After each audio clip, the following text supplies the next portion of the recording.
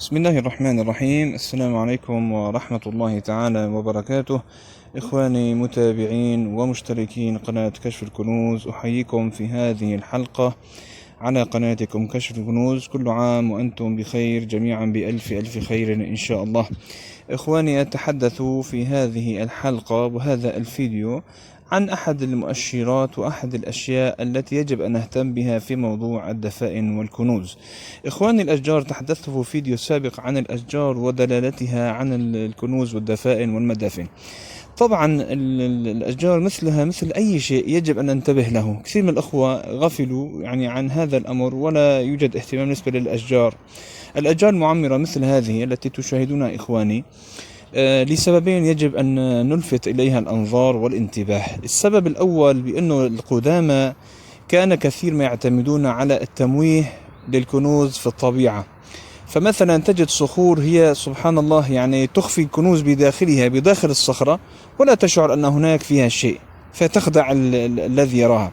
كذلك الأشجار هي تغطي المكان وتغطي وتخبئ في جذورها وأغصانها التي هي في أسفل الأرض، تغطي الأشياء كثيرة.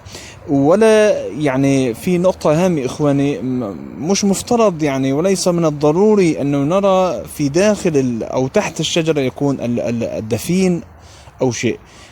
هي تشير، قد يكون في جانبها مغارة مثلا، قد يكون بجانبها مدفن، قد يكون أسفلها السرداب، قد يكون في قريب منها 10 أمتار 5 متر. هي كانت يعلم المكان عن طريق الأشجار المعمرة.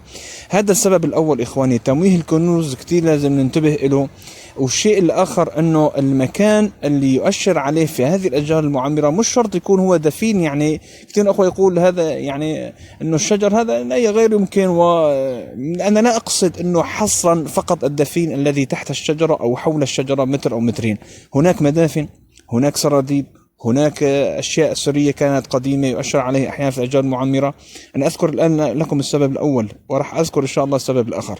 فالمدافن، مغارة، قبر، القبور التي كانت أيضا يشار، قبور ملكية، قبور فيها دفين، كانت يشار إليها في الأشجار حتى لا يضيع مكانها على مرور الزمن والأيام. السبب الآخر أنه هذه الأشجار سبحان الله إخواني المعمرة فيها شيء غريب. هذا السبب الأول التمويه ذكرت لكم. السبب الآخر أنه حتى كان قديما إذا قطعوا هذه الشجرة أغصانها الجذور التي أسفل تصل عمقها إلى 3 متر. مثل هذه الشجرة التي تشاهدونها أمامكم، حينما اقتلع أحدهم الشجرة وجدنا أن 4 5 6 متر تصل عمقها تحت الأرض. فكان هم درسوا هذه الأمور.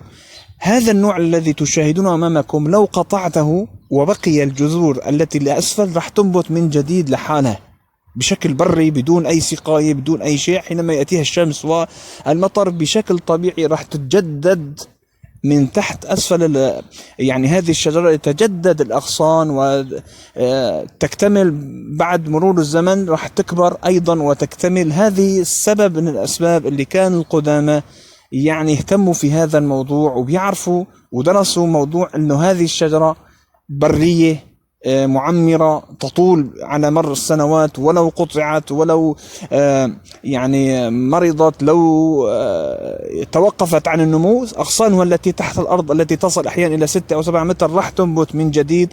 وهذا الأمر جدا هام إخواني الكرام. أحدهم وجد دفينا في داخل شجرة، وهذه الشجرة استمر فيها سنوات عديدة لم يشاهد هذا الدفين أحد ولم يشك بها في داخل الشجرة بالضبط. داخل الشجرة لا يعتقد أحدهم كيف وصل الدفين إلى داخل هذه الشجرة. وجد أحدهم دفينا داخل حطب الشجرة في داخلها سبحان الله. فهذه الأشياء الدراسة دائما إخواني الجيو أرضية ما حول الدفين، ما حول المدافن، ما حول المغارات، ما حول القبور، كلها تعنينا. نرجو أن نكون قد قدمنا لكم فائدة في هذا الفيديو. لا تنسوا الضغط على اللايك والاشتراك في القناة. نستودعكم الله، من أحب اشتراك في القناة الثانية أهلا بكم. السلام عليكم ورحمة الله.